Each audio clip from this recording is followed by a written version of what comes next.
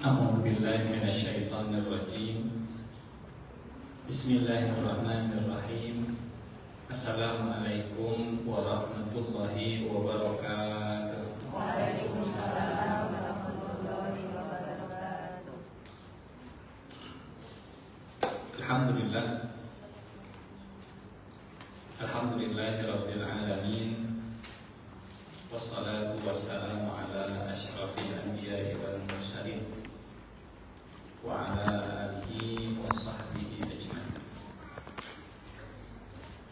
Rabbi shrah li sadri wa yassir li amri wahlul 'uqdatam min lisani yafqahu qawli.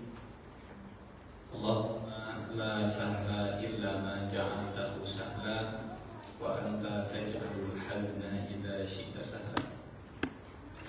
Allahumma la ilma lana illa ma 'allamtana innaka antal alimul hakim. Allahumma 'allimna ma yanfa'una wanfa'na bima 'allamtana wa zidna ilman wa 'amalan ya rabbal alamin. Amma ba'du. Bapak Ibu para alumni Ramadan, jemaah Majelis Taklim Qanitin, Dharma Sadayana. Alhamdulillah. Kelihatan wajahnya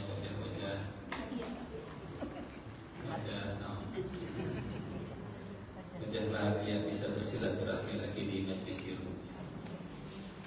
Wajah-wajah yang insya Allah diterima Ramadannya. Wajah-wajah yang mudah-mudahan jadi wajah takwa semua insya Allah. Tinggal orang bertakwa masih di akhirat dan lewat seperti itu. Mudah-mudahan sahur kita diterima Allah di bulan Ramadan, doa-doa kita diijabah Allah Subhanahu wa taala, dan semoga saudara-saudara kita yang dipanggil oleh Allah Subhanahu wa taala diterima amal solehnya di dunia dan dilapangkan alam kuburnya, diangkat derajatnya. Semoga yang ditinggalkan diberikan kekuatan dan kesabaran. Pada akhirnya saya dan kita juga akan masuk.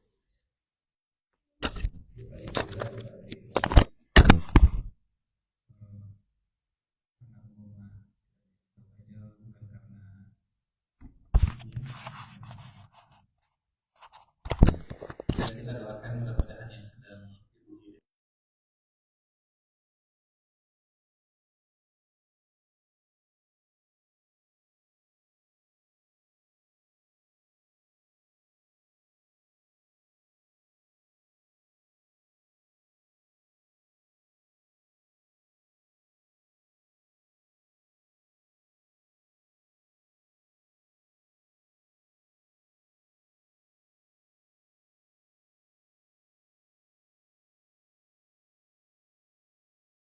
panjang umur, sehat selalu, khususnya sesepuh.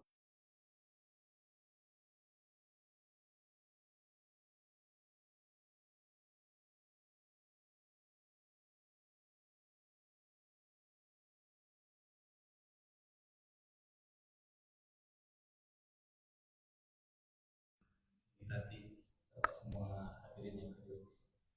Kalau saya menyampaikan materi, saya belajar juga keistiqomahan dari Bapak Ibu semua. Mudah-mudahan Allah menjauhkan kita dari semua godaan dan bisikan iblis.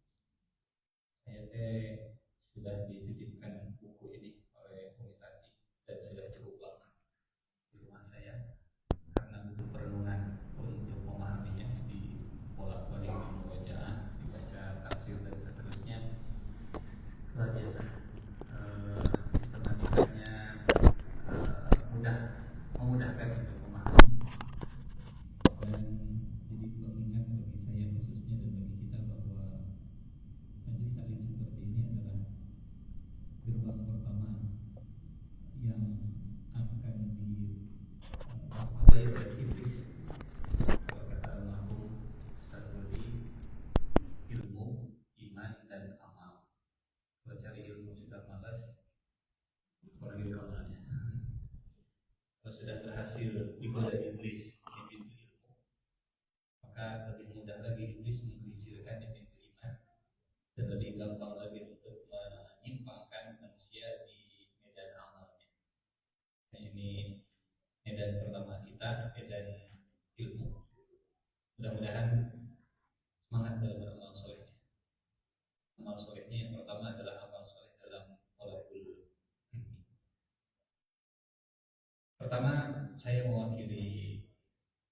pengurus dari Majelis Taklim Qanitin ingin mengucapkan kepada Allah minna wa minkum dan ayatul kursi, mohon maaf kalau ada kesalahan, khususnya saya yang banyak tentunya salah saya yang sudah dikenal di mana-mana. WA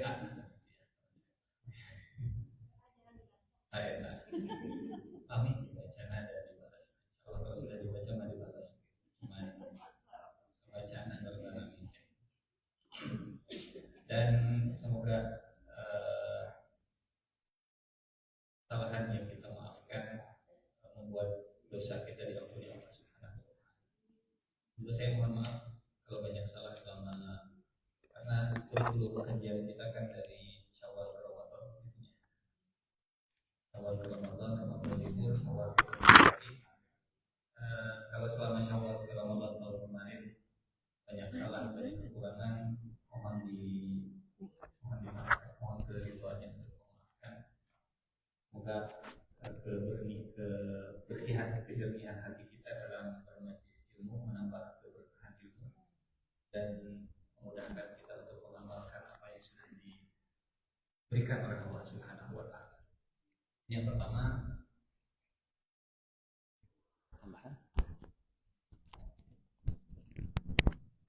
yang kedua, pengumuman kan depan libur.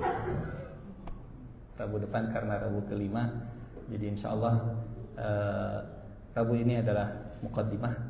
Rabu ini sebagai starter awalnya untuk menyalakan mesinnya dulu sampai hangat. Insya Allah kalau sudah panas ngebul. Sudah panas insya Allah kita gaskan lagi di Rabu pertama bulan Mei ya, insya Allah. Untuk pertemuan pertama ini tema kita angkat dengan judul semangat dalam beramal soleh. Semangat dalam beramal soleh sebagai buah dari ilmu dan iman. Ilmu menumbuhkan iman, iman melahirkan amal soleh. Semangat beramal soleh. Bapak Ibu, saya menyampaikan ini di beberapa tempat berkaitan dengan masalah syukur. Syukur. Yang namanya syukur itu amal. Amal itu syukur. Jadi kalau kita memahami syukur itu mengucap hamdalah, itu syukur qaul namanya. Syukur ucapan. Karena ada syukur yang sifatnya perbuatan.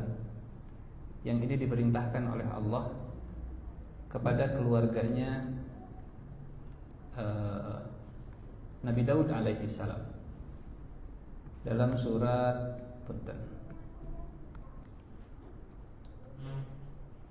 Saba ayat ke-13. Ya'maluna lahu ma yasha'u min mahariba wa tamathila wa jifanin kal jawabi wa qudurir rasiyat i'malu ala Dawuda syukra. Kita mulai dari surat Saba ayat ke-13. Saba ayat ke-13. I'malu ala Dawud syukra wa qalilum min ibadiyasy syakur ayat ke-13. I'malu beramal, i'malu beraktivitas, i'malu bekerja, i'malu produktif, i'malu kinerja, i'malu beramal. Memang kalau diterjemahkan ke bahasa Indonesia, amal itu kesannya seperti sodakoh, jang amal ya mah begitu ya. Padahal dalam bahasa aslinya amal itu mengerjakan sesuatu, qaul itu mengucapkan sesuatu, qaul di lisan, amal di perbuatan, di badan. Amal itu mengerjakan sesuatu. I'malu ala Dawuda syukra. Beramallah, bekerjalah, beraktivitaslah, produktiflah wahai keluarga Daud syukra, sebagai bentuk rasa syukur kepada Allah Subhanahu wa taala. Kalau di sederhanakan bentuk kalimatnya jadi begini. I'malu syukron ya ala Daud. I'malu syukron, kerjakanlah syukur wahai keluarga Daud. Syukur bukan hanya ucapkanlah syukur, tapi juga kerjakanlah syukur. Kalau ucapkan syukur, ini cenderung syukur yang sifatnya responsif. Jadi dapat nikmat, kemudian mengucap alhamdulillah. Kalau i'malu ala Dawuda syukra, ini sifatnya lebih proaktif, bukan sekedar menunggu nikmat untuk bersyukur, tapi betul-betul sadar bahwa semua yang saya lakukan ini adalah bentuk syukur kepada Allah Subhanahu wa taala, tanpa harus menunggu saya jadi kaya dulu, saya jadi ini dulu, saya jadi itu dulu. Enggak. Proaktif dan produktif adalah bentuk dari syukur. Di ayat ini konteksnya memang tentang kemajuan peradaban yang berhasil dibangun oleh Nabi Daud dan Nabi Sulaiman. Kalau di ayatnya ini tentang keluarga Nabi Daud, Nabi Sulaiman alaihissalam bersama makhluk yang ada di sekitarnya. Mereka membangun gedung yang tinggi, mega proyek infrastruktur yang begitu luar biasa. Watamathila, dan mereka membuat patung-patung, dan patungnya tentu bukan untuk disembah, karena Nabi Sulaiman mengajarkan tauhid kepada Allah. Tapi yang dimaksud adalah dalam beberapa tafsirnya, riwayatnya, Nabi Sulaiman sebagai panglima perang maka membuat semacam simulasi tempur, sehingga contoh misalnya begini, waktu sahabat berperang dengan Persia, sahabat Nabi berperang dengan Persia, kendaraan yang dipakai oleh orang Persia untuk berperang itu adalah gajah. Sementara para sahabat mereka biasa pakai kuda. Kuda berhadapan dengan gajah, itu mereka kabur, takut, lari, karena melihat badannya yang begitu besar.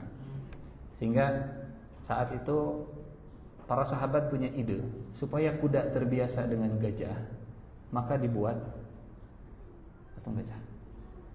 Tujuannya bukan untuk disembah, tapi supaya kuda kalau bertemu dengan gajah itu sudah terbiasa dengan makhluk yang menakutkan dan besar seperti tadi. Watamathil, sekali lagi yang perlu digarisbawahi, ini bukan untuk disembah, bukan untuk diagungkan, bukan untuk dibesar-besarkan. Konteksnya ini tentang kekuatan militer yang dibangun oleh Nabi Sulaiman alaihissalam. Kalau zaman sekarang mungkin seperti manukin, ditaruh di jarak jauh kemudian ditembak dari sini, gitu. Watamasila, dibuat ini kepalanya, targetnya itu harus ditepat di dahinya, dibuat lingkaran di dahinya. Dibuat orang kemudian badannya tembak dari jarak jauh, efeknya kalau kena peluru ini akan bolong setembus apa? Itu namanya tamathil. Ditaruh misalnya 3 manekuin, kemudian pakai panah. Ini panahnya bisa nggak satu kali tembak bisa kena ketiga-tiganya? Watamathil. Watamathila wajifanin kal jawab, dan piring-piring yang besarnya seperti kolam logistik. SMBG menurutnya mana makan bergizi gratisnya. Piring besarnya seperti kolam dan periuk yang tetap berada di atas tungku. I'malu ala Dawud syukra, bekerjalah wahai keluarga Daud sebagai bentuk rasa syukur. Jadi produktivitas yang tinggi adalah bentuk syukur kepada Allah Subhanahu wa taala. Beramal itu bentuk syukur kepada Allah Subhanahu wa taala. Sehingga makna syukur secara bahasa artinya menunjukkan bekas dan jejak nikmat dari Allah Subhanahu wa taala. Kalau pernah disampaikan di sini ya, kalau domba dikasih makan, badannya ngegendutan, itu disebut domba yang bersyukur. Kalau domba dikasih makan, badannya ngegendutan, itu domba yang bersyukur. Kata orang Arab, syakarotid dabbah. Gitu. secara bahasa. Jadi kalau unta dikasih air yang banyak, kemudian punuknya membesar, itu namanya disebut syakarotid dabbah, unta yang bersyukur, karena memperlihatkan perubahan dan bekas setelah dikasih airnya tuh kelihatan. Dikasih nikmat Ramadan, kelihatan jejaknya atau enggak setelah Ramadan, itu tanda syukur kita terhadap nikmat Ramadan. Dikasih nikmat iman dan Islam, kelihatan enggak jejaknya sebagai seorang muslim. Dikasih nikmat duduk di majelis taklim, kelihatan enggak bedanya dengan yang tidak pernah hadir di majelis taklim. Kalau enggak kelihatan bedanya antara alumni Ramadan dengan alumni bukan Ramadan, alumni majelis taklim, bukan alumni, itu nyari alumni mandatus beres begitu ya, dengan penuntut ilmu dengan yang bukan penuntut ilmu, orang yang diberikan hidayah dapat hidayah dengan yang tidak dapat hidayah, enggak kelihatan bedanya, berarti tidak mensyukuri nikmat yang sedang diberi oleh Allah atau yang telah diberi oleh Allah Subhanahu wa taala. Berangkat dari ayat ini, semangat beramal soleh adalah bentuk syukur kepada Allah. I'malu ala Dawuda syukra, beramallah sebagai bentuk, beramallah untuk bersyukur kepada Allah Subhanahu wa taala. Dan amal karena syukur, bekerja karena syukur, produktif karena syukur, itu modal yang lebih stabil. Punten, kalau kita terjemahkan amal itu bekerja saja. Bapak Ibu, kalau bekerja karena butuh, saat kebutuhan terpenuhi, cenderung turun motivasinya. Makan karena butuh, kalau makan karena butuh setelah kenyang berhenti. Ada makan karena hobi.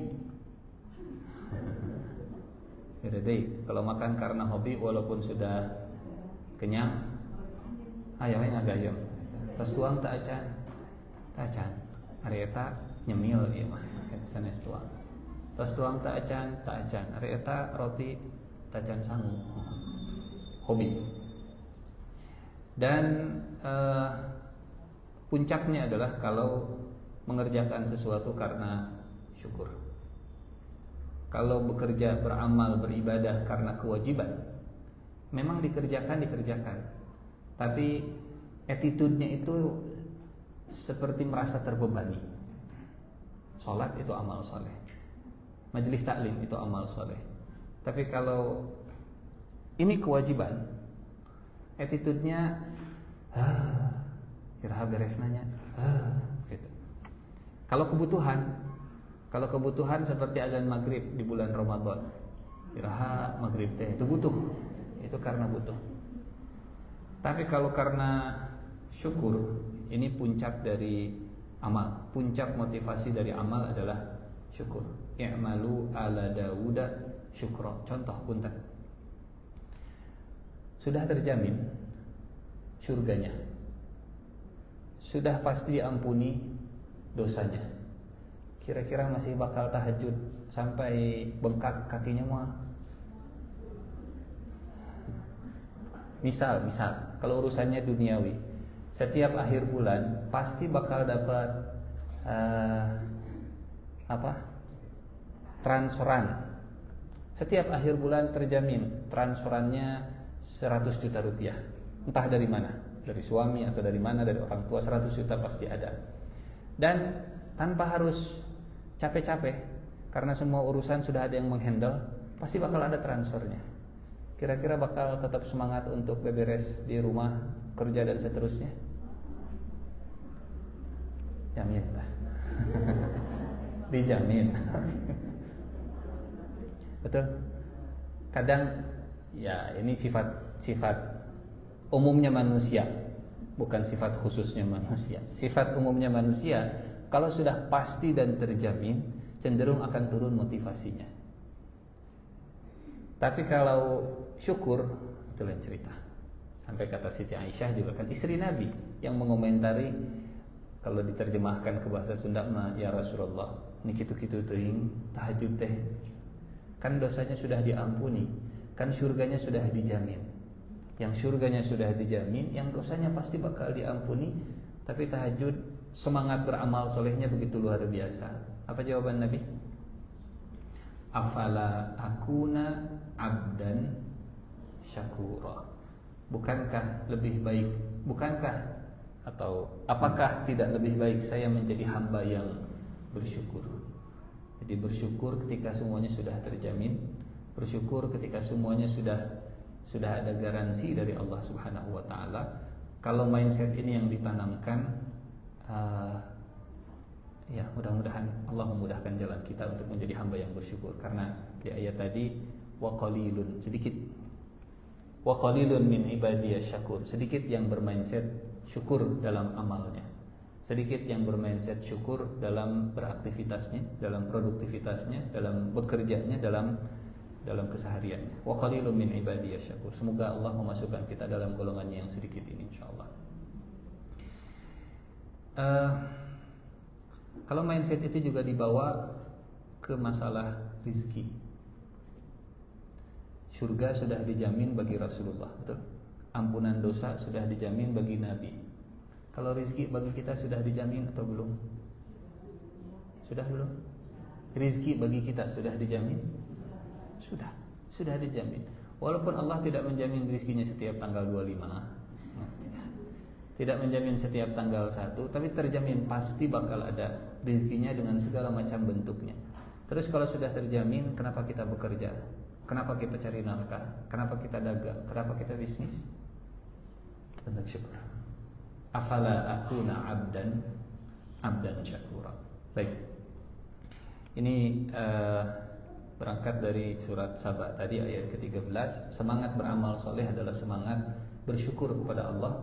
Semangat karena kita sudah diberi nikmat Ramadan, dan semoga jejak bekas athar dari Ramadan bisa kita tunjukkan setelah Ramadan selesai di bulan Syawal sampai kita bertemu dengan Ramadan tahun berikutnya insyaallah. Kita mulai dari surat At-Taubah berikutnya ayat ke-105. A'udzubillahi minasyaitonir rajim. Wa qul i'malu fasayarallahu 'amalakum wa rasuluhu wal mu'minun wa saturadduna ila 'alimil ghaibi wasyahadati fayunabbi'ukum bima kuntum ta'malun. Wa qul, dan sampaikanlah wahai Nabi, i'malu, beramallah kalian semua, bekerjalah kalian semua, produktiflah kalian semua, tingkatkan kinerja kalian semua, tingkatkan amal soleh dan semangat. Fasayarallahu amalakum, maka kelak Allah akan melihat amal kalian. Bapak Ibu, kita belajar bahasa Arab. Isim fa'ilnya itu ada 3. Ada Allah, ada Rasul, ada orang beriman. Betul? Fasayarallahu wa rasuluhu wal mu'minun. Yang akan melihat amal kita itu ada 3. Allah, Rasul, dan orang beriman. Betul? Itu terjemahannya. Maka Allah, Rasul, serta orang mukmin akan melihat pekerjaanmu. Tapi redaksi di ayatnya itu tidak dikumpulkan subjeknya, tapi dipisahkan. Kalau terjemahannya kan subjeknya dikumpulkan. Maka Allah, Rasul, dan orang beriman akan melihat pekerjaanmu. Redaksi ayatnya, maka Allah akan melihat pekerjaanmu, begitu juga Rasul dan orang beriman. Fasayarallahu amalakum wa rasuluhu wal mu'minun. Sekali lagi, kalau terjemahan ayatnya itu disatukan, dikumpulkan, disandingkan antara Allah, Rasulnya, dan orang beriman akan melihat pekerjaan kalian. Itu terjemahannya. Tapi redaksi Al-Qur'annya, Allah dipisahkan dari Rasul dan orang beriman, dan amalnya itu yang dilihat itu setelah Allah. Fasayarallahu amalakum, maka Allah akan melihat amal kalian. wa rasuluhu wal mu'minun, demikian juga rasul dan orang beriman. Artinya rasul dan orang beriman itu manusia. Betul. Rasul dan orang beriman itu manusia. Itu nomor 2 setelah amalnya dilihat oleh Allah Subhanahu wa taala. Wa qul i'malu fasayarallahu amal. Allah akan melihat amal kalian dan demikian juga rasul dan orang beriman.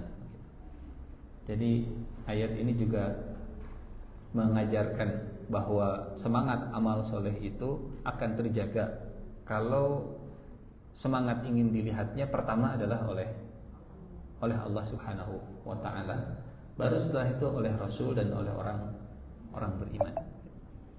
Tampil menawan di depan Allah, baru setelah itu di depan manusia, di depan rasul dan di depan orang yang beriman. Berdandan karena Allah, baru setelah itu karena manusia. Tampil menarik karena Allah, baru setelah itu karena manusia. Khusyuk karena Allah, setelah itu nanti juga dilihat oleh orang beriman dan oleh manusia. Fasayarallahu amalakum wa rasuluhu wal mu'minun wa saturadduna ila alimil ghaibi wasyahadah, dan kalian akan dikembalikan kepada alimil ghaib, dikembalikan kepada yang mengetahui perkara gaib, wasyahadah, dan yang kelihatan. Punten, dalam amal. Ini konteks ayatnya dalam amal. Yang pertama kali disebut oleh Allah yang kelihatan dulu atau yang gaibnya dulu? Gaib dulu. Wasaturaduna ila alimil ghaib, maka kalian akan dikembalikan kepada yang mengetahui yang gaib dalam amal kalian dan yang mengetahui yang nyata dari amal kalian, yang kelihatan dari amal kalian. Yang kelihatan kita duduk bareng-bareng di masjid ini. Apa yang tidak kelihatan? Latar belakang kita berangkat dari rumah. Apa yang jadi hambatan kita saat berangkat dari rumah, itu jadi gaib bagi kita masing-masing. Gaib. Yang syahadahnya semuanya tertutup auratnya. Semua duduk dengan khusyuk dan tenang. Semuanya tunduk. Semuanya semangat. Semuanya mencatat, semuanya ikut menyimak, semuanya melihat, itu syahadahnya. Yang gaibnya disebut lebih awal oleh Allah sebelum yang syahadahnya. Karena yang akan dinilai pertama oleh Allah adalah yang gaibnya dulu. Wasaturadduna ila alimil ghaibi wasyahadah. Kalau yang syahadah, muslim dengan yang munafik juga bisa sama. Yang munafik sama-sama syahadah. Asyhadu an la ilaha illallah wa asyhadu anna Muhammadar Rasulullah. Tapi yang gaib hanya Allah yang tahu. Di lisan boleh syahadah, di hati hanya Allah yang tahu mana yang syahadahnya betul-betul syahadah, mana yang bersyahadatnya hanya sekedar di lisan tapi tidak melibatkan hati dan perasaan. Ini kalau bahasa kita, syahadah itu pencapaian, gaib itu perjalanan.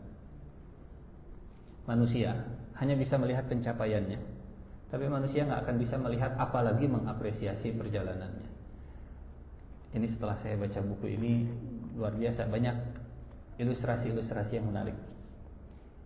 10 punten. Matematika 10 itu bisa 1 tambah 9, 2 tambah 8, 3 tambah 7, 4 tambah 6, 5 tambah 5, 6 tambah 4. Hasilnya bisa sama, tapi prosesnya belum tentu semua sama. Ada yang mulai dari 1 sehingga perjalanannya 9, ujungnya sama 10. Ada yang mulai dari 2, perjalanannya 8, ujungnya sama 10. 10 itu kita hadir di sini 10 semuanya. Tapi ada yang mungkin mulai dari minus seberapa? Ada yang mungkin minus 15 dia mulai. Perjalanannya berapa supaya sampai 10? Minus 10 ditambah minus 15 ditambah 25 sama dengan 10. Ada yang mungkin mulainya dari minus 15, kudu rame heula dan guntreng heula di rumahna. Kan tidak minus ya tadi. Sampai bisa dinetralkan jadi 0. Dari 0 dia mulai melakukan perjalanan sampai 10. Punten, yang dinilai oleh manusia 10-nya atau 25-nya? Manusia hanya bisa menilai syahadahnya. Manusia hanya bisa menilai yang nyata di depannya. Oh, si fulan, fulana hadir di majelis taklim. Tapi yang dinilai oleh Allah nanti di akhirat pertama kali adalah yang ghaibnya dulu, perjalanannya dulu sebelum pencapaiannya. Perjalanannya untuk sampai hadir di majelis taklim ini, pergulatan batinnya itu begitu luar biasa. Berangkat pula, tapi tidak tunduh, tapi tidak ilmu, tapi tidak tunduh. Hadirnya sama semua 10, tapi pergulatan itu termasuk yang gaib, yang akan dikembalikan ke Allah dan akan diberitahu kepada kalian apa yang telah kalian kerjakan. Fayunabbi'ukum bima kuntum ta'malun. Allahu Akbar. Punten, ini pemanasan sebelum kita mulai jadi starter dari awal lagi, seperti dari awal lagi. Punten, Bapak Ibu jamaah yang Allah muliakan, dalam bahasa Arab memberitahu itu bisa fayu'allimukum, masih ilmu, masih tahu. Fayukhbirukum, ngasih kabar. Fayunabbi'ukum, ngasih berita. Di ayat ini Allah menggunakan redaksi fayunabbi'ukum dari kata naba, bukan fayukhbirukum dari kata kabar atau khobar, atau fayu'allimukum dari kata ilmu, yang terjemahannya kalau ke bahasa Indonesia pasti semua sama. Fayu'allimukum ngasih ilmu, ngasih tahu. Fayukhbirukum ngasih kabar. Fayunabbi'ukum ngasih berita. Tapi karena Allah memilih fayunabbi'ukum, artinya yunabbi itu dari kata naba, maknanya berita besar. Allah akan memberitakan berita besar tentang perbuatan kalian semua, yang disembunyikan, yang gaibnya dengan yang syahadahnya, dan semua akan melihat. Allah akan melihat perbuatan kita, Rasul pun kemudian akan melihat, dan orang beriman akan melihat. Jadi pada akhirnya kita akan flexing amal soleh, kita akan pamer amal soleh kita setelah Allah yunabbi'ukum bima kuntum ta'malun dalam catatan kitab yang dibagikan untuk kita semua insyaallah. Fayunabbi'ukum bima kuntum ta'malun, lalu diberitakannya kepada kalian apa yang telah kalian kerjakan. Baik. Kata Umar bin Abdul Aziz, seseorang yang beramal tanpa dasar ilmu akan lebih banyak menghasilkan kerusakan daripada kemaslahatan. Man amila bighairi ilmin kana ma yufsid akthar mimma yuslih. Orang yang nyetir mobil nggak punya skill, nggak punya wawasan, ya dongeng naik mobil Lamborghini gitu ya. Tapi di tengah jalan kemudian ada motor, ada polisi, Pak, pinggirkan mobilnya. Kata yang nyetir, Bapak pernah nggak bawa mobil Lamborghini? Tong sombong kita tuh. Bukan sombong, saya tidak apa kumaha ngahurungkeun. Jadi dia beramal, dia bawa kendaraan tapi nggak punya ilmunya.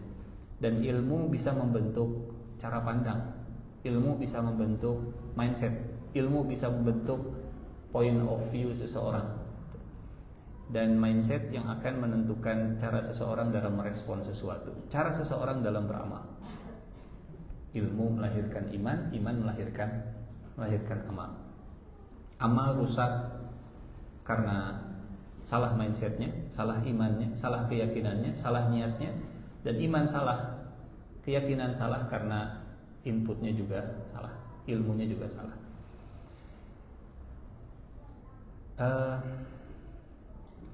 InsyaAllah ini kita sudah sama-sama paham. Amal tanpa ikhlas pasti akan sia-sia. Ada perspektif yang unik di buku ini, Bapak Ibu, tentang ikhlas menurut Ustaz Dodi almarhum. Kata beliau gini, ikhlas itu dari kata murni, khalas. Susu murni dalam bahasa Arab artinya labanan khalisan. Dan yang dimaksud dengan kemurnian adalah semua dilakukan sesuai dengan yang Allah mau, tanpa tercampur oleh hawa nafsu. Semua dilakukan kalau Allah maunya A tanpa ditambah, tanpa dikurangi, itulah ikhlas.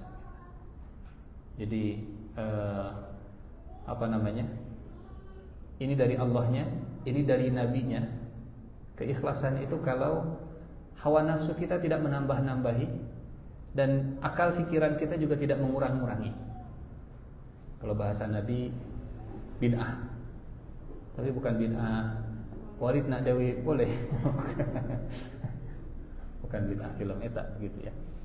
Jadi yang dimaksud dengan bid'ah dalam konteks ikhlas ini adalah tidak menambah-nambah yang sudah sempurna dan juga tidak mengurang-urang yang sudah sempurna. Jadi ada bid'ah ziyadah, ada bid'ah nuqsan. Punten. Kalau bid'ah ziyadah insyaallah kita sama-sama paham. Dari nabinya tidak ada tapi ditambah-tambah. Ada juga bid'ah nuqsan. Bid'ah nuqsan itu ini ajaran Islamnya. Ini ada di dalam Qur'annya, ini ada di dalam hadisnya, tapi kemudian dikurang-kurangi. Itu juga bid'ah. Contohnya apa bid'ah nuqsan? Bukan bid'ah ziyadah, bukan bid'ah menambah-nambahi, tapi bid'ah mengurang-kurangi. Di dalam Islam ada ajaran jihad. Kalau jihad kemudian dicabut, jangan diajarkan kepada orang Islam tentang jihad itu, maka itu termasuk bagian dari bid'ah juga. Karena mengambil sesuatu, menghilangkan sesuatu yang itu ada di dalam Islam. Apalagi kira-kira yang ini ada di dalam Qur'annya, ini ada di dalam Islamnya, tapi kemudian diambil dan dijauhkan dari umat Islamnya itu sendiri.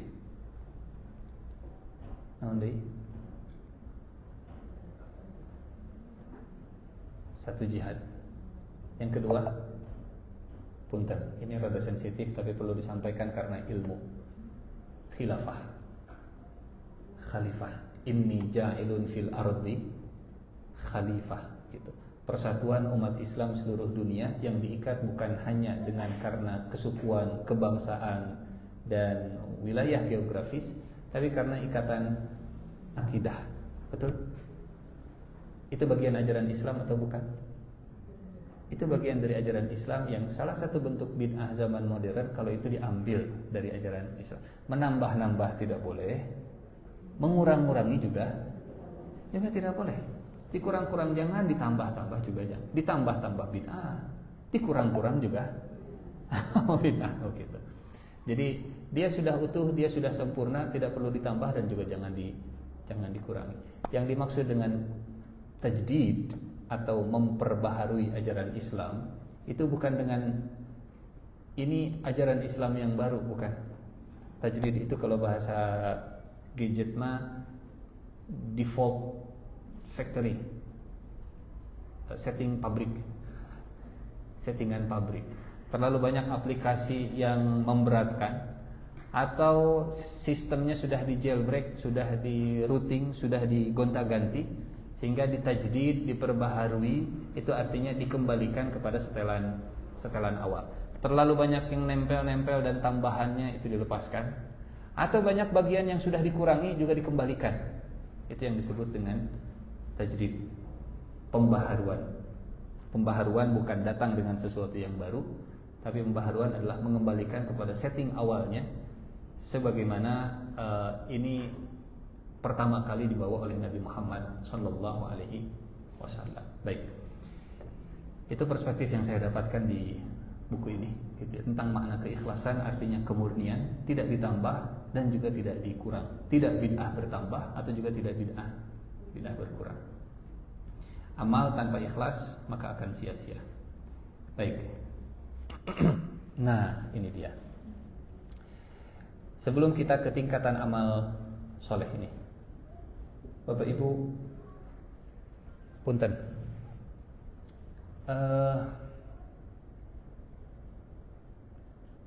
apa yang kita pahami tentang makna siratal mustaqim? Ihdinas siratal mustaqim, bimbing kami ke jalan yang lurus. Punten, lurusnya itu lurus datar atau lurus menurun atau lurus menanjak? Lurus mah lurus, tapi lurusnya teh kieu, datar rata, atau ke bawah atau ke atas? Cung yang ke bawah, cung yang mendatar, cung yang ke atas, cung anu teu ngaracung. Ke atas. Mana dalilnya ke atas? Mustaqim. Mustaqim itu dari kata qoma ditambah istaqoma, istaghfaro, istadraja, istisqa. Yang dalam bahasa Arab ista itu memproses sesuatu. Istaghfaro, memohon ampunan kepada Allah. Ampunan bahasa Arabnya maghfirah. Memohon ampunan bahasa Arabnya istighfar. Hujan bahasa Arabnya ghauth atau suqya. Minta dikasih hujan bahasa Arabnya istisqa. Bantuan bahasa Arabnya ma'unah, aun. Minta bantuan isti'anah, iyyaka na'budu wa iyyaka nasta'in. Derajat yang tinggi atau puncak di atas darajah diangkat sampai ke puncak yang tinggi namanya istidraj. Diangkat ke atas, setelah itu dibanting dari atas, istidraj. Apa lagi? Istikharah. Istikharah itu ini pilihan. Pilihan yang baik. Ada dua pilihan yang kita sedang mencari pilihan yang baik. Proses untuk dibimbing ke pilihan yang baik namanya istikharah. Apa lagi? Istisqa, istighosah, isti'anah, istisyarah, istikharah. Istiqomah. Istiqomah dari kata qoma yaqumu ditambah istaqoma yastaqimu. Qoma artinya berdiri tegak. Punten, berdiri tegak teh ke atas atau namanya berdirinya? Berdiri. Jadi jalan yang lurus tapi makin lama makin ke atas. Artinya semakin jauh kita di jalan ini akan semakin berat. Karena semakin jauh kita di jalan ini, kita akan semakin naik ke atas. Seperti kita naik ke puncak gunung, mungkin di awal mah bismillah, Allahu Akbar, bismillah. Tapi kalau sudah sampai tengah perjalanan, tebih kene lurus mah lurus, tapi nanjak. Siratal mustaqim itu makin dilewati, siratal mustaqim itu makin kita jalani, itu semakin melihat ke bawah semakin pala laur. Tapi kalau tidak dilanjutkan ngegorolong ke hanap, dari sini kita paham kenapa orang yang berada di jalan istiqomah, mereka orang yang paling takut kalau Allah membalikan ke belakang. Kan menurut kita mah, hanya orang-orang soleh teh siga nusieun gitu, padahal mereka mah sudah dekat dengan Allahnya, sudah dekat dengan surganya, sudah rajin amal solehnya. Ternyata semakin mereka ada di posisi atas, semakin takut untuk jatuh ke bawah. Semakin mereka dekat dengan Allah, semakin mereka takut kalau mereka lepas gantungan dari Allah Subhanahu wa taala. Karena jatuh dari lantai 1 masih mending dibanding jatuh dari lantai 10, 15, 20, 30. Makin mereka manjat ke atas, makin mereka melewati jalan yang lurus ini, melihat ke bawah itu makin ngeri. Jauhkan kami ya Allah dari kekufuran, kesyirikan, kemunafikan, kemaksiatan, karena sadar jatuhnya itu pasti akan mengerikan. Di surat Al-A'raf pernah kita bahas tentang perumpamaan yang paling buruk di Al-Quran. Ada perumpamaan sampai Allah, surat Al-A'raf ayat ke berapa?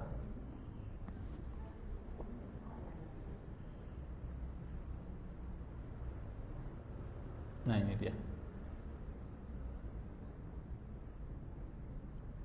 Dan kalau kami menghendaki, walau syi'na la rafa'nahu biha walakinnahu akhlada ilal ardi wattaba'a hawa.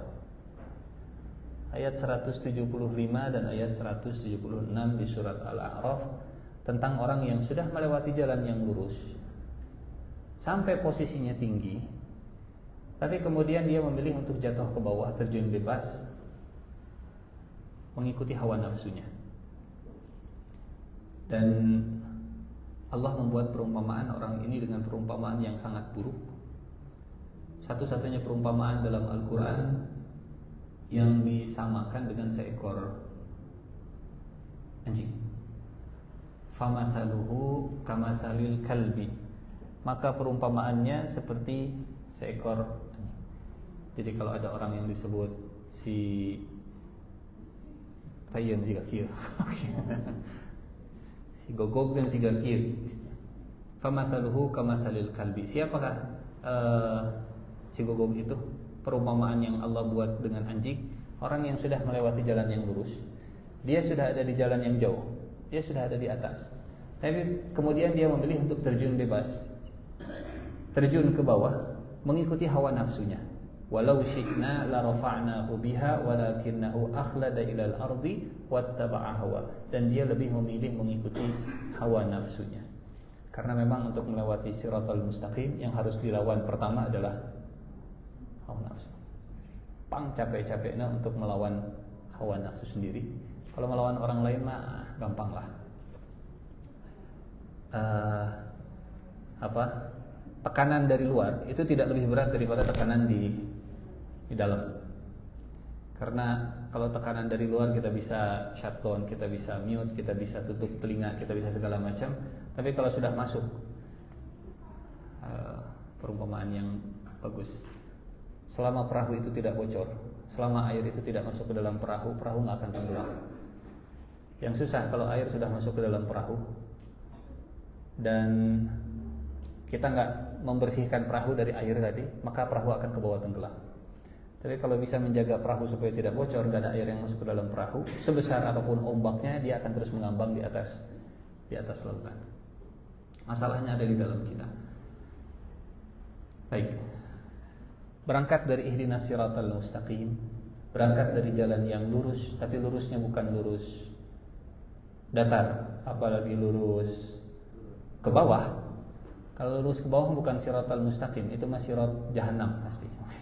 Jalan menuju jahanam itu makin lama makin ke bawah. Maka amal soleh kita pun semakin hari pasti akan semakin bertambah berat, akan semakin bertambah banyak, akan semakin bertambah tanggung jawab, akan semakin bertambah luas cakupannya, akan semakin bertambah bobotnya. Pak Ustaz, kan kita harus istiqomah. Nah, ini dia. Istiqomah tidak sama dengan jumud. Istiqomah tidak sama dengan jumud. Apa itu jumud? Jumud itu dari kecil sampai sekarang kiroati, itu jumud. Sanes istiqomah. Ustaz, abi waktu nuju alit teh alhamdulillah tos tamat ikro genep. Ayeuna ge masih ikro genep we gitu. Itu jumud. Itu jumud. Ustaz, tika pungkur pertama kali saya punya penghasilan, saya infak sedekah nanti 10.000 sampai kaina 10.000. Itu jumud. Jumud. Padahal penghasilan saya sekarang sudah 100 miliar Pak Ustaz. Jadi bedakan antara jumud dan istiqomah. Istiqomah tadi apa? Istiqomah itu proses sampai kita naik ke atas. Dari kata qoma, yaqumu ditambah istaqomah. Istiqomah itu kalau dulu kita hafalnya juz 30, sekarang kita hafalnya juz 30 tambah seayat di juz 28. Itu istiqomah. Oke. Istiqomah itu kalau kemarin kita hafal 30-29, sekarang kita nambah juz 28 surat Al-Mujadilah ayat hiji. Itu istiqomah. Karena makin lama makin naik ke atas. Siratal mustaqim, jalan lurus, tapi makin lama makin naik ke atas. Kalau jumud itu flatter gitu. Nah, makanya dalam amal soleh pun ada tingkatannya. Apa tingkatannya? 1. Amal soleh dalam perbaikan diri. Punten. Yang disebut dengan istiqomah, kalau amal soleh kita bukan hanya nu penting mah diri kita yang benar. Terus keluarga kumaha, nu penting mah diri kita saja yang benar. Itu kumaha istri, suami, anak, nu penting mah kita saja yang benar. Itu bukan istiqomah, itu jumud. Jumud itu ketika mempertahankan satu amal dan tidak ada peningkatan, tidak ada pertambahan dari kualitas amal. Jadi semangat dalam beramal soleh bukan hanya semangat dalam menjaga yang sudah dikerjakan, tapi juga semangat dalam meniti jalan sirotol mustaqim. Memperbaiki diri memang susah, tapi membentuk keluarga yang islami juga lebih susah karena melibatkan orang lain.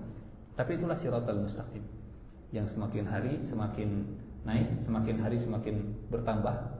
Pak Ustadz, abi tika pungkur dugikeun ka ayeuna tos 4 tahun tingkat hiji we teras. Istiqomah. Istiqomah. Naik kelas. Naik kelas ya, kelas 1 ke kelas 2, sekarang ujian akhir sekolah begitunya, kelas 2 naik ke kelas 3, kelas 3, kelas 4 dan seterusnya. Itu namanya istiqomah. Bukan jadi MA, non MA teh. Mahasiswa abadi begitunya.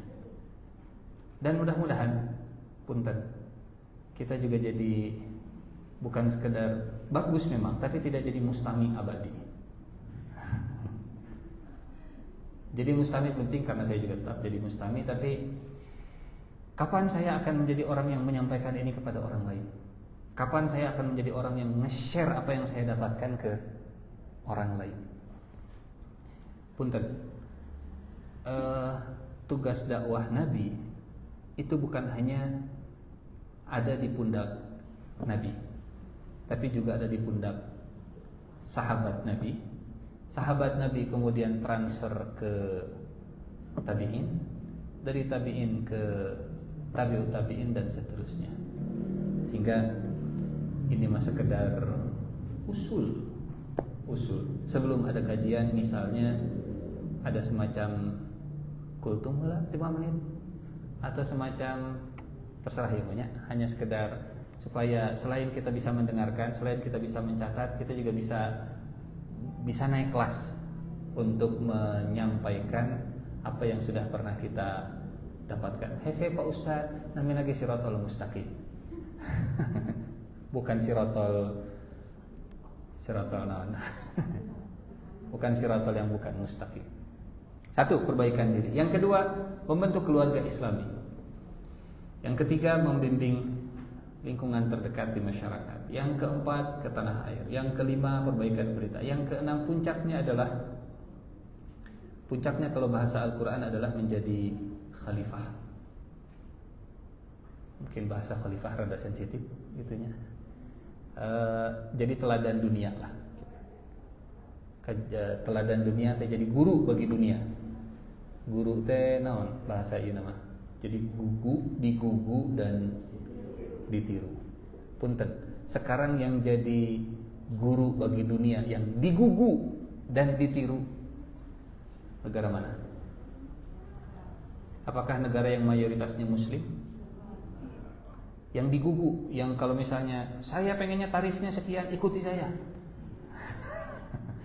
Saya pengennya GPN dihapus, ganti dengan yang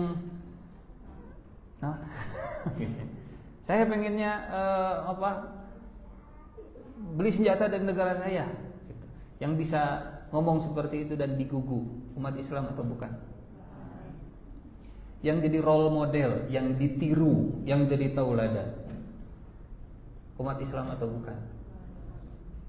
Itu target amal soleh kita, yang sebetulnya itulah target pertama saat Allah menurunkan manusia ke dunia. Inni ja'ilun fil ardi khalifah. Jadi itu target terakhir. Tapi sebelum ke-6 memang hiji, 2, 3, 4, 5, genep dan seterusnya sampai ke 6. Ya, ini bahasa diperhalus, bahasa yang di apa namanya? Bahasa yang lebih soft begitu ya. Menjadi teladan bagi dunia, menjadi guru bagi dunia. Bagaimana umat Islam digugu dan ditiru. Bahasa agama nama paham gitu ya. Bahasa agama inni ja'ilun fil ardi khalifah. Karena kalau sudah jadi khalifah digugu dan ditiru. Baik. Ini semangat amal soleh kita yang punten. Kalau Allah ngasih pahala itu sesuai dengan amal atau sesuai dengan niat?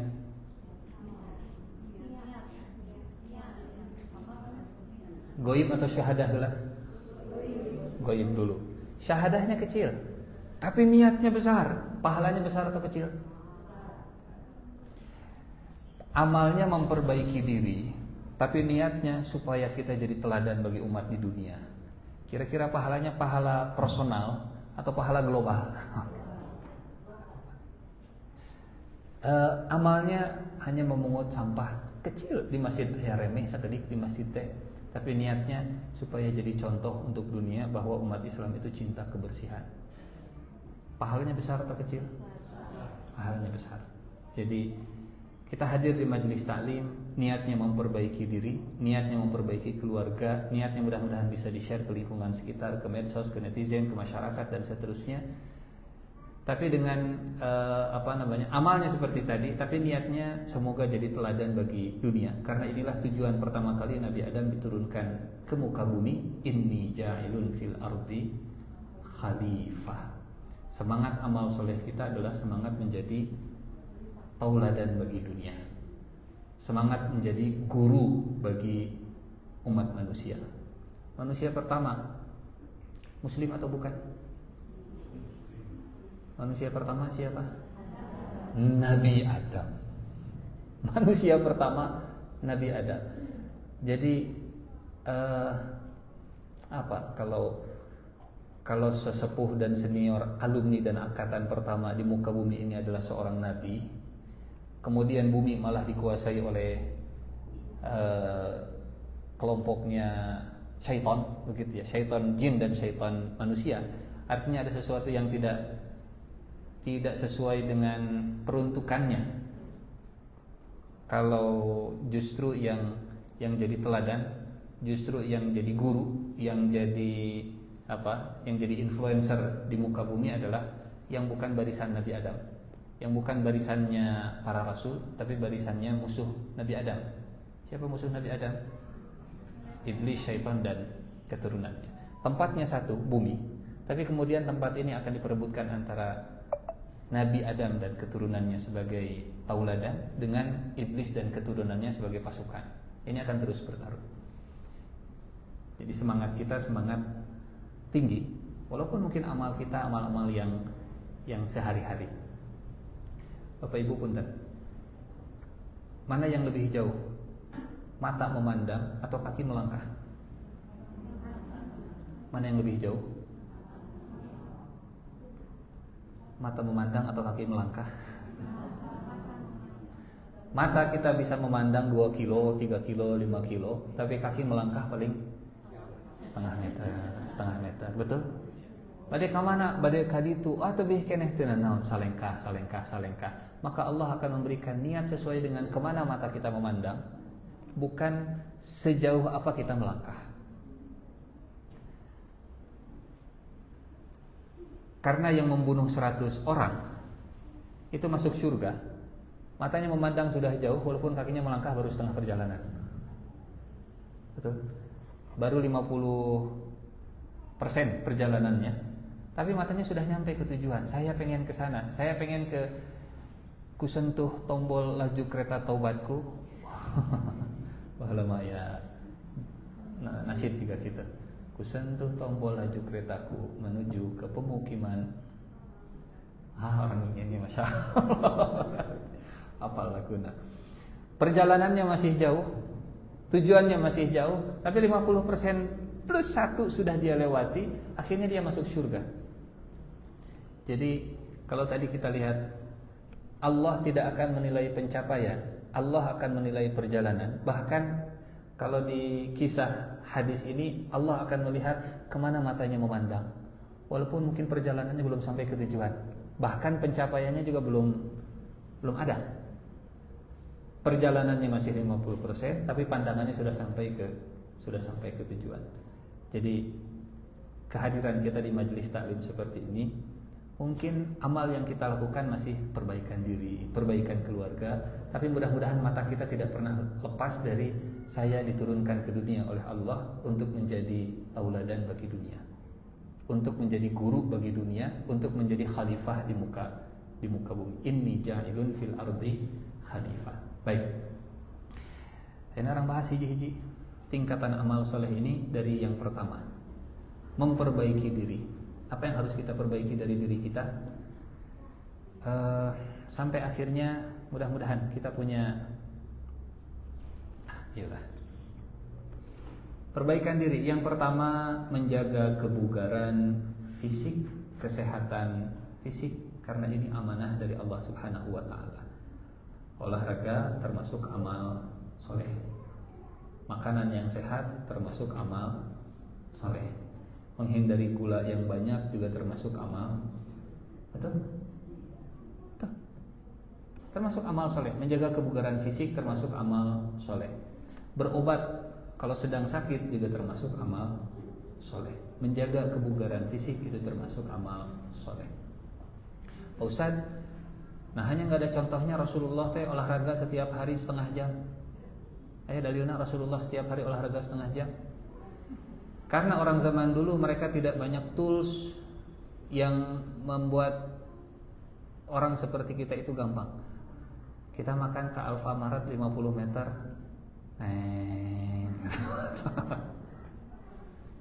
Mau cari makan datang sendiri.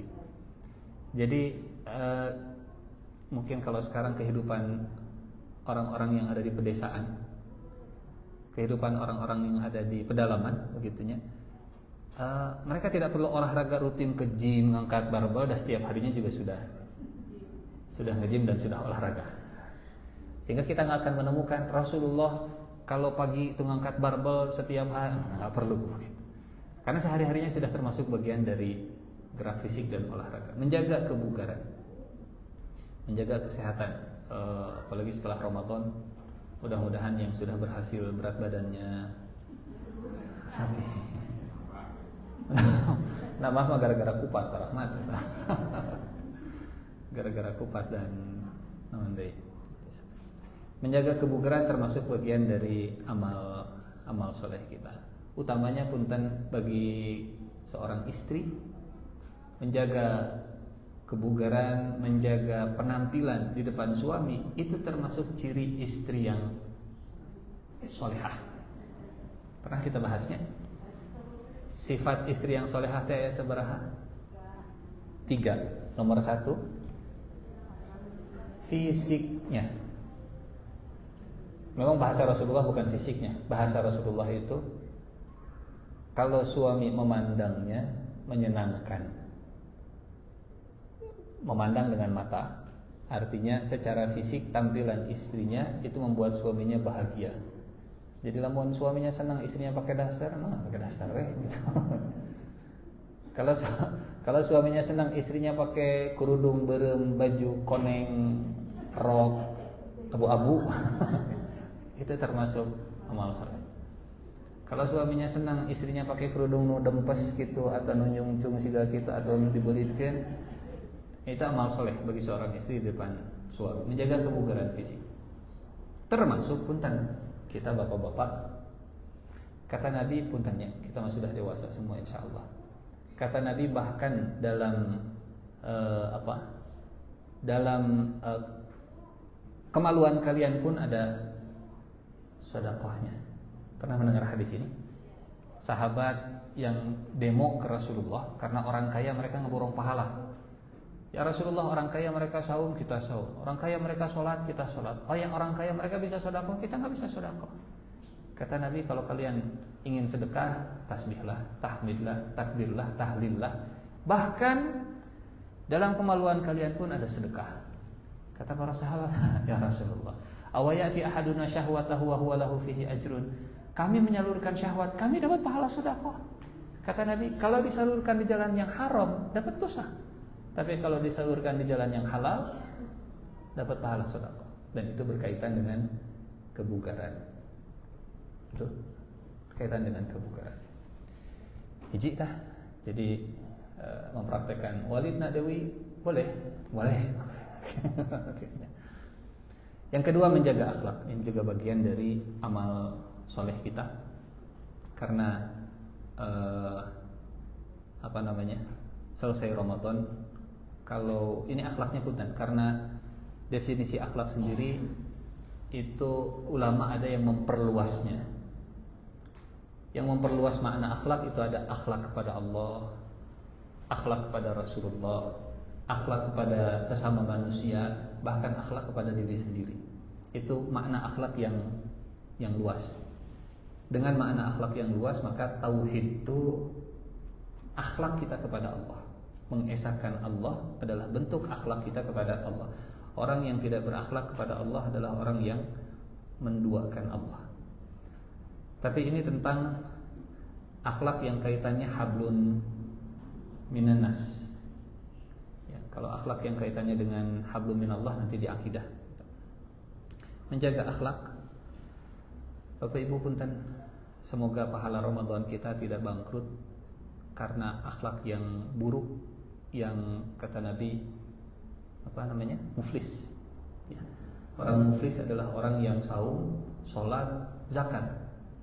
Ya'ti yaumal qiyamati bi sholatin wa siyamin wa zakatin. Sholatnya ada, saumnya ada, zakatnya juga ada. Ini kita lakukan kemarin di bulan Ramadan. Tapi kata Nabi mereka muflis, mereka bangkrut. Kenapa bangkrut?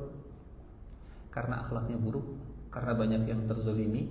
Dua dengan lisannya, dua dengan tangannya, satu dengan hartanya. Dengan lisan mengejek seseorang, mencela seseorang. Dengan lisan menodai kehormatan orang yang tidak berdosa. Syatama hadza, qadzafa hadza. Ini wanita suci, ini wanita terhormat, kemudian dituduh wanita yang nakal. Itu juga lisan. Yang ketiga, tangan, memukul, menumpahkan darah. Doroba safaka. Yang terakhir, masalah harta, mengambil harta milik orang lain. Kalau punten, kalau masih bekerja, kerjanya itu 8 jam, tapi dia jam 1 siang sudah keliling-keliling di tempat lain, 2 jam sisanya tidak dipakai bekerja.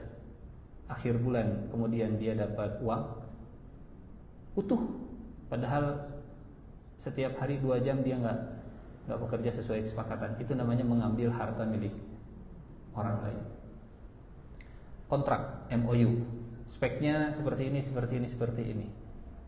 Pas diberi barangnya, ternyata speknya turun tanpa ada penurunan harga. Itu juga mengambil harta milik orang lain. Tanah, ini tanah milik orang lain, tapi kemudian digeser 1 jengkal, digeser setengah meter, digeser 1 meter, mengambil harta milik orang lain. Wifi,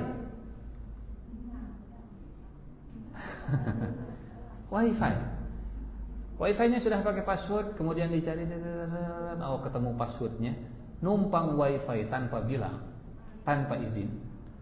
Itu juga termasuk mengambil harta milik orang lain. Apalagi ngecas.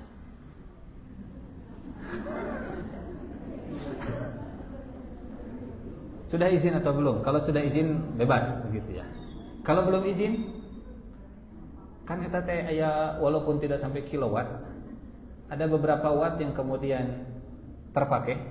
Tapi kalau kita belum izin menggunakan harta orang lain untuk kepentingan pribadi kita. Apalagi misalnya parkir di lahan orang lain, itu mengambil harta milik orang lain, betul? Kecuali kalau sudah diizinkan, lain cerita, begitu ya, lain cerita. Dan seterusnya. Menjaga akhlak ini bagian yang kedua dari amal soleh kita.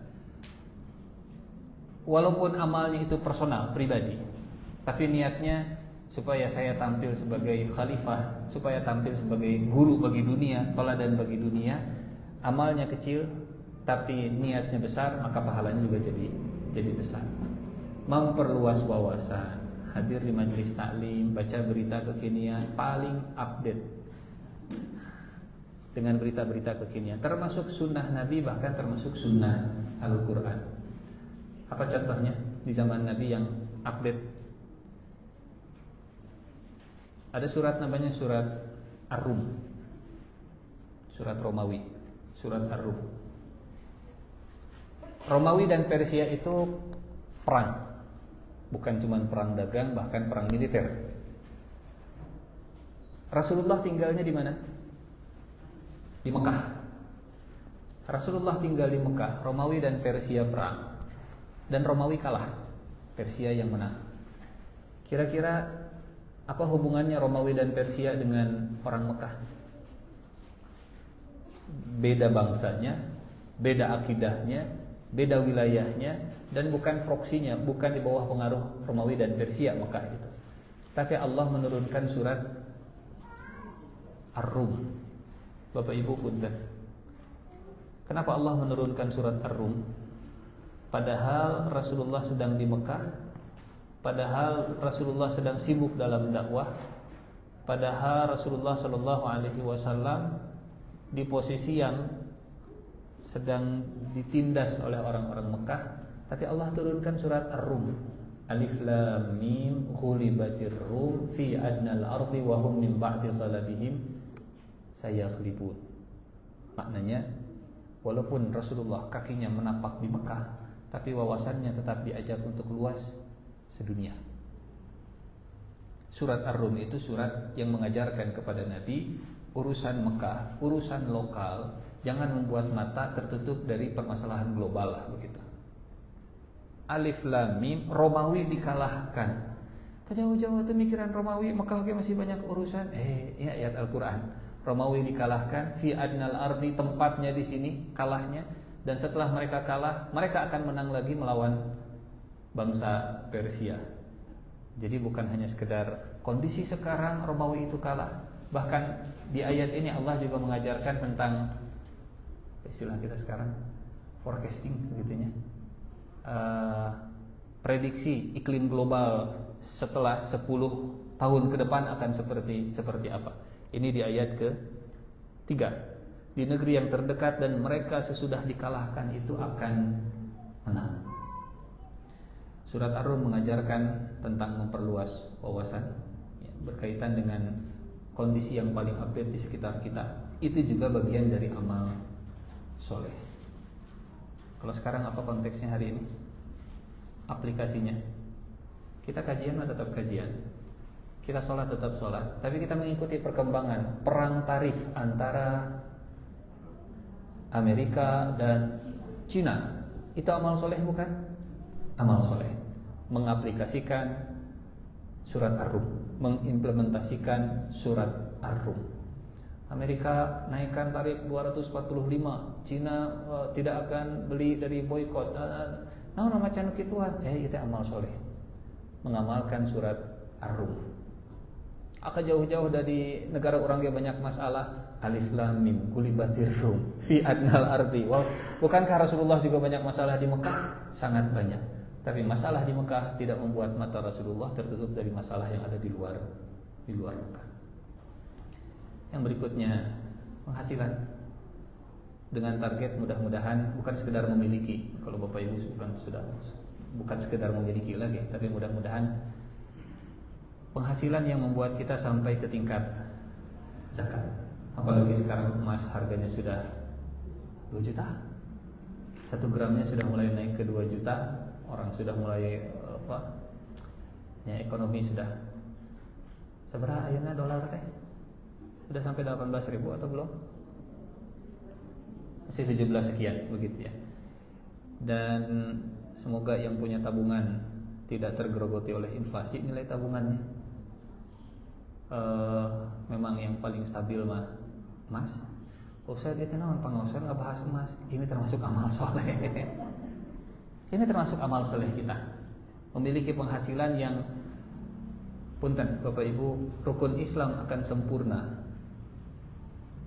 5-5-nya kalau kita punya penghasilan yang cukup untuk sampai ke syarat sebagai seorang muzaki dan syarat sempurna untuk mengerjakan ibadah haji. Targetnya ke sini, haji dan zakat. Meluruskan akidah supaya tidak banyak penyimpangan. Apalagi punten dengan media sosial yang semakin masif, khususnya untuk kita dan untuk anak-anak kita. Dengan film, dengan tayangan, dengan tontonan, dengan apa sekarang mah anomali tung sahur gitu. meningkatkan ibadah, melawan hawa nafsu, menjaga waktu, menjaga keteraturan, memberikan kebermanfaatan. Ini perbaikan kepada diri kita sebagai bentuk amal soleh. Yang berikutnya keluarga, kita persingkat saja karena waktu kita. Setelah pribadi, lanjut kita ke keluarga. Yang belum punya pasangan, mudah-mudahan bisa memilih pasangan yang terbaik. Yang sudah punya pasangan, semoga disatu frekuensikan pasangannya dalam kebaikan, dalam amal soleh, supaya jadi zauj. Kita pernah bahas apa arti zauj dan bedanya dengan imro'ah. Sudah pernah. Istrinya Fir'aun, walaupun solehah, tapi disebut dalam Al-Quran dengan sebutan imro'ah, imro'ata Fir'aun. Istrinya Nabi Nuh disebutnya imro'ah. Istrinya Nabi Lut disebutnya imro'ah. Istrinya Abu Lahab disebutnya imro'ah. Kenapa? Di antara tafsir para ulama, karena imro'ah itu artinya dia pasangan, tapi pasangannya mungkin tidak serasi, atau dia serasi, tapi serasinya tidak dalam kebaikan. Kalau yang serasi dalam kebaikan sampai akhirat, Allah menyebutnya zauj. Rabbana hablana min azwajina wa dzurriyyatina qurrata a'yun waj'alna lil muttaqina imama. Memiliki pasangan yang serasi, pasangan yang baik, setara, sefrekuensi dalam kebaikan. Yang kedua, ya, ini memang pondasi dasar yang saya yakin kalau interaksi dengan manusia itu hanya dibatas hak dan kewajiban juga kurang enak. Ini hak saya, mana kewajiban saya? Ini kewajiban kamu, ini hak kamu. Kalau interaksi seperti itu lebih cocok antara hubungan industrial, mungkin kalau yang seperti itu lebih cocok. Kewajibannya mana? Tak hakna. Hubungan industrial. Tapi hubungan suami istri saya kira tidak sama dengan hubungan industrial. Kewajibannya sesuai dengan hakna. Dalam beberapa hal kewajiban dan hak itu digunakan, khususnya kalau sedang ada clash, friksi dan gesekan. Kewajiban suami memberi nafkah sesuai dengan kemampuannya atau kebutuhan istrinya.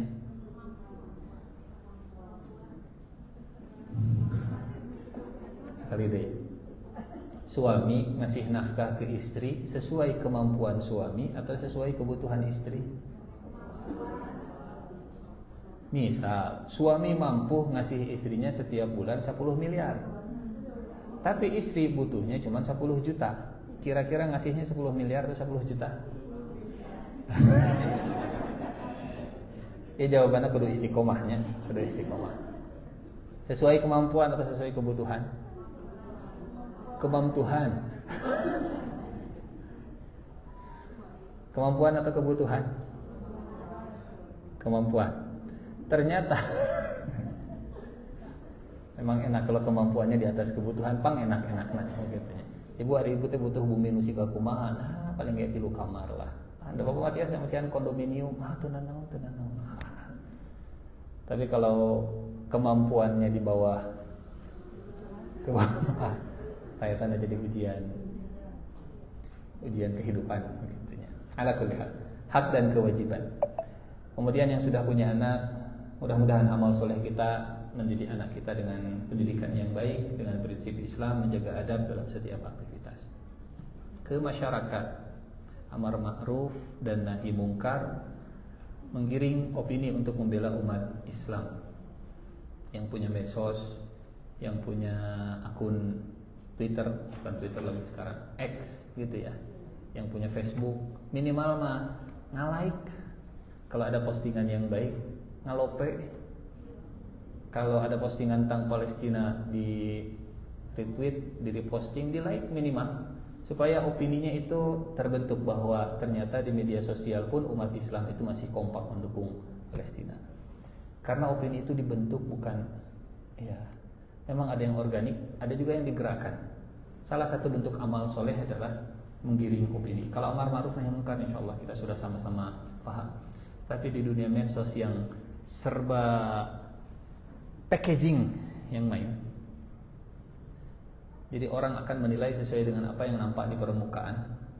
Maka kalau permukaannya ramai ternyata dukungan itu ke Palestina, sedikit banyak juga orang akan tertekan kalau kontra dengan Palestina. Ini ya kondisi kekinian, menggiring opini untuk membela Islam. Yang berikutnya, memerdekakan tanah air. Memang bukan dari penjajahan secara militer, tapi yang paling utama kalau berangkat dari berangkat dari hadis ini adalah dari lilitan hutang dan tekanan orang, memerdekakan dari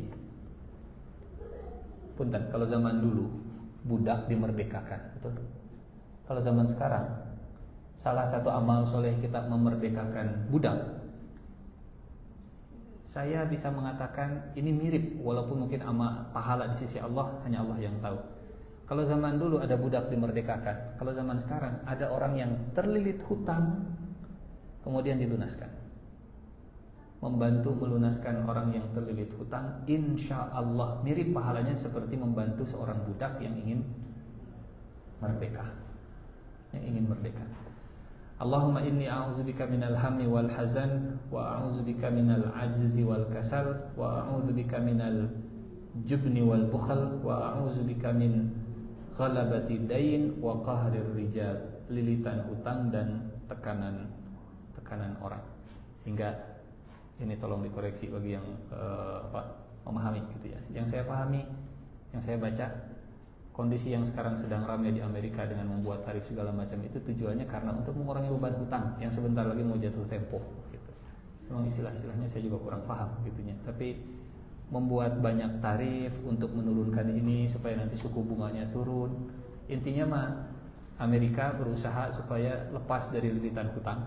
Karena lilitan hutang membuat mereka jadi sulit untuk kalau bahasa Rasulullah mah qahrir rijal.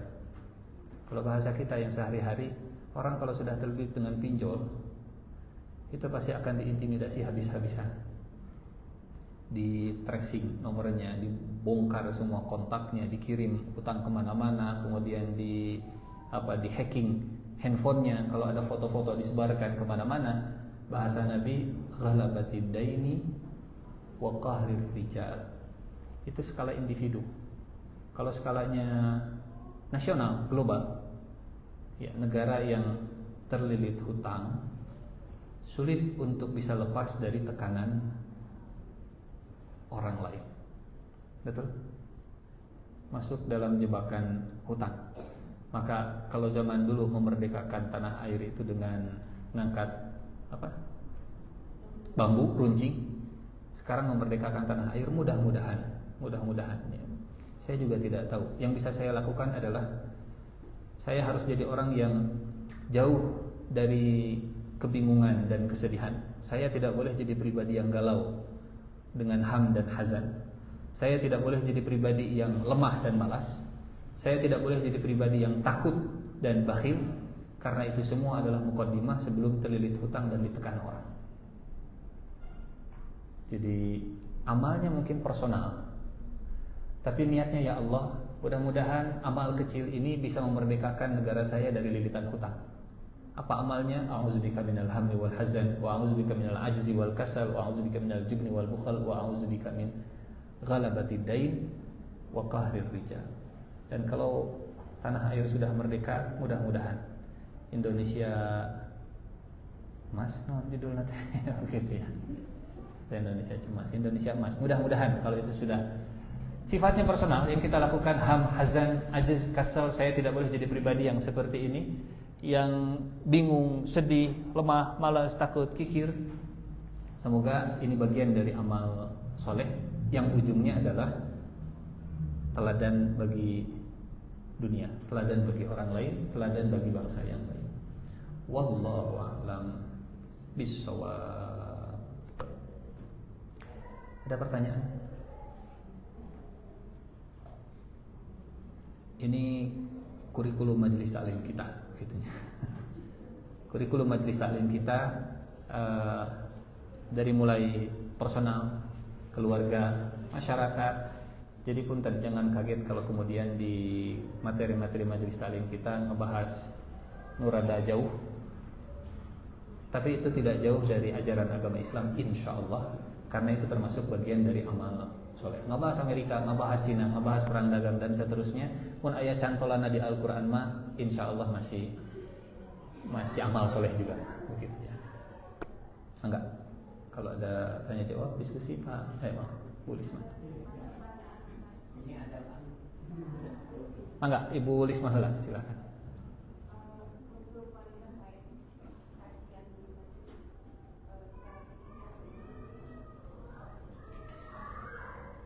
Dengan teknologi hari ini atau dengan kondisi masjid yang ada terasnya, itu bisa menjadi salah satu alternatif. Memang kalau kita pegang hadisnya, wanita haid yang sedang nifas, yang sedang junub, ini wala junuban illa abiri sabil, dibolehkan kalau hanya lewat saja. Kalau hanya lewat itu dibolehkan. Tapi kalau stay sebentar, abiri sabil,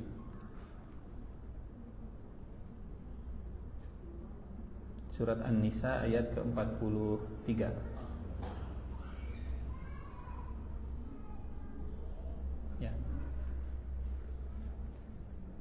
Wala junuban illa abiri sabilin hatta taghtasilu. An-Nisa 43. Dan jangan pula kamu hampiri masjid sedang kamu dalam keadaan junub, terkecuali sekedar berlalu begitu saja, ngalangkung hungkul, abiri sabil. Walaupun ini mah punten, kalau pembahasan fikih itu tarik ulur akan selalu ada. Pak Ustadz, ini makan junub. Kalau haid kan Rasulullah juga pernah memperbolehkan Aisyah sedang haid tawaf di Masjidil Haram, tawaf di Ka'bah, gitu. Karena kondisinya darurat, rombongan sudah mau pergi, kemudian Aisyahnya masih belum tawaf, maka kata Rasulullah tawaf saja, kemudian dipakai membalut dan seterusnya. Sebagian ulama membedakan antara junub dan haid. Kenapa dibedakan? Kalau junub bisa mandi, kalau haid walaupun mandi belum suci. Kalau junub karena perbuatan sendiri, kalau haid karena memang datang dengan sendirinya, bukan karena perbuatan manusianya. Sehingga sebagian ulama ada yang memisahkan, kalau haid dalam keadaan darurat, dalam keadaan terpaksa, misal majelis taklim itu diisi oleh ustazahnya sedang haid, itu jadwalnya atau kumaha. Dalam keadaan seperti ini, maka pakai cerita Siti Aisyah yang pernah tawaf di masjid, tawaf di Ka'bah dalam keadaan haid. Tapi dalam keadaan yang masih bisa punya alternatif lain, silahkan datang ke masjid, pakai teras masjid, atau kalau tidak memungkinkan datang dengan sekarang TikTok Zoom atau Facebook. Memang tidak sama seperti yang duduk di tempat, tapi setidaknya niat untuk hadir yang terhalang dengan situasi, mudah-mudahan itu jadi uzur syar'inya. Jadi saya lebih cenderung ke kalau sedang haid silahkan cari tempat di luar masjid, tapi saya tidak menutup opini atau pendapat ulama yang lain, haid tidak sama dengan junub, begitu ya. Kalau junub bisa mandi, karena ayatnya juga tentang junub, silahkan bisa mandi. Tapi kalau haid, walaupun mandi juga masih belum suci. Wallahu a'lam bishawab. Bapak mangga. Waalaikumsalam warahmatullahi wabarakatuh. Enggak.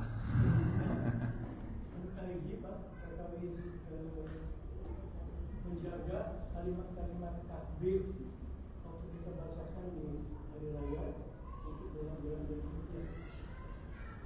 Menjaganya bagaimana? Bagaimana pengertian orang alim, orang berilmu. Sami-sami. Baik. Masya Allah. Bapak Ibu, kalimah thayyibah bukan hanya untuk diucapkan, tapi juga sebagai pembentuk cara pandang. Allahu Akbar memang terjemahan sederhananya Allah lebih besar. Kalau pakai Al-Akbar, ini secara bahasa, Allah yang terbesar. Jadi ada superlatif, ada komparatif gitu ya. Kalau superlatif itu pakai Al-Akbar, Al-A'zam, pakai Al. Tapi kalau Akbar itu jadi komparatif, Allah yang lebih besar. Memaknai kalimat takbir artinya menomorsatukan Allah Subhanahu wa taala dan tidak ada yang lebih besar dari Allah. Faktanya Allah paling besar. Allah lebih besar dari segalanya. Tapi realitanya di pikiran, di perasaan, di pilihan, apakah Allah yang lebih besar? Sederhananya dalam kita sholat, mana yang lebih besar? Allah atau kunci yang ketinggalan di setang? Allahu Akbar. Alah hujan. Kumaha itu cucian. Kumaha itu kamari hujan, ayeuna hujan, besok hujan deui iraha atuh yeuna. Bahkan dalam sholat pun yang setiap gerakannya kita membesarkan Allah, apa betul yang lebih besar di pikiran kita itu Allah? Ini makna Allahu Akbar dalam keseharian. Allah memang yang terbesar. Tapi apa betul yang terbesar di dalam hati kita itu Allah? Mana yang lebih besar, Allah atau gengsi? Mana yang lebih besar, Allah atau emosi? Mana yang lebih besar, Allah atau harta? Mana yang lebih besar, Allah atau jabatan, kekuasaan? Mana yang Allahu Akbar begini? Ini kata Allah. Ini kata fulan. Kamu lebih percaya Allah atau fulan? Memang kalau teori mah gampang ya. Yang susah mah pas praktek nah. Gitu. Mana yang menurut kita itu lebih respectful, firman Allah atau pendapat manusia? Secara medis ini pendapatnya. Tapi dalam hadis ini kata Rasulullah. Nah hanya sih karena bertentangan. Mana yang menurut kita lebih diagungkan? Dulu kalau bahasa ulama salaf dulu begini, Anda yang mengatakannya Ibnu Sina maka kalian akan cepat percaya. Tapi kalau yang mengatakannya baginda Rasulullah, kalian akan mempertanyakannya dulu. Di manakah kalian dalam membesarkan Allah Subhanahu wa taala? Jadi bentuk takbir adalah bentuk menomorsatukan, membesarkan, mengagungkan. Tauhid itu salah satu bentuknya adalah membesarkan Allah, mentakbirkan Allah Subhanahu wa taala. Punten. Tapi ini biar lebih relate. Mana yang lebih besar? Bola yang sedang main atau sholat misalnya. Iya, gol, hayya 'alas sholat, gol, hayya. Allahu Akbar, Allahu Akbar. Kagok dan seterusnya. Iya nuju romantis-romantisna. Allahu Akbar, Allahu Akbar. Itu atau ini yang lebih besar? Ini menjaga Allahu Akbar setelah Idul Fitri. Yang kedua tadi alim. Di surat Fatir Allah membuat definisi alim itu adalah orang yang takut kepada Allah Subhanahu wa taala. Surat Fatir ayat 28. Alim itu bukan lulusan pesantren. Alim juga bukan lulusan Timur Tengah. Tapi alim siapapun yang dengan ilmunya dia takut kepada Tuhannya, walaupun dia lulusan ilmu pengetahuan alam. Di surat Fatir ayat 27-28, ayat 28 khususnya, a'udzubillahi minasyaitonir rajim, innama yakhsyallaha min ibadihil ulama.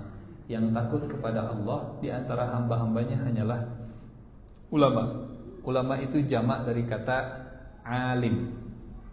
Alim, alimaini, ulama.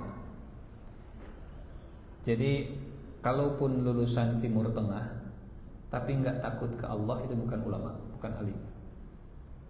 Walaupun dia lulusan UGM dan ijazahnya asli dari nuklir misalnya, begitu ya, tapi dengan ilmunya membuat dia takut ke Allah Subhanahu wa taala, itulah alim. Innama yakhsyallaha min ibadihil ulama.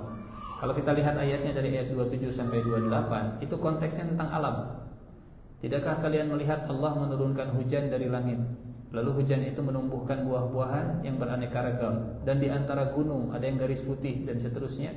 Dan demikian juga di manusia, binatang melata, binatang ternak. Sesungguhnya yang takut kepada Allah adalah ulama. Jadi Anda belajar sosiologi, Anda belajar psikologi, Anda belajar kedokteran, belajar anatomi, belajar tumbuhan, belajar geologi, belajar vulkanologi, dan itu mengantarkan kepada takut kepada Allah, rasa takut kepada Allah, maka Anda adalah alim. Anda belajar tafsir, kita belajar hadis, belajar akidah. Oh, cara tobatnya sih gak gitunya Pak Ustaz. Gampang atau adik itu mangke tobatna. Justru malah berbuat maksiat, malah tidak takut kepada Allah, itu bukan alim, walaupun gelarnya S3 jurusan syariah, walaupun lulusan Timur Tengah. Definisi alim adalah yang takut kepada Allah Subhanahu wa taala tanpa melihat gelarnya, tanpa melihat latar belakangnya, tanpa melihat lulusannya, tanpa melihat ijazahnya juga, asal takut kepada Allah Subhanahu wa taala. Wallahu a'lam bishawab. Kita cukupkan mungkin karena 3 menit lagi azan subuh. Kalau tidak ada lagi? Mangga. Sudah dulu katanya. Mungkin nanti bisa via WhatsApp mungkin ya, insyaallah, atau di pertemuan berikutnya karena 3 menit lagi kita 4 menit lagi kita akan azan subuh. Kita cukupkan dengan doa kifaratul majlis. Subhanakallahumma wa bihamdika asyhadu an la ilaha illa anta astaghfiruka wa atubu ilaik. Aqulu qawli hadza wa astaghfirullah li wa lakum. Wassalamualaikum warahmatullahi wabarakatuh.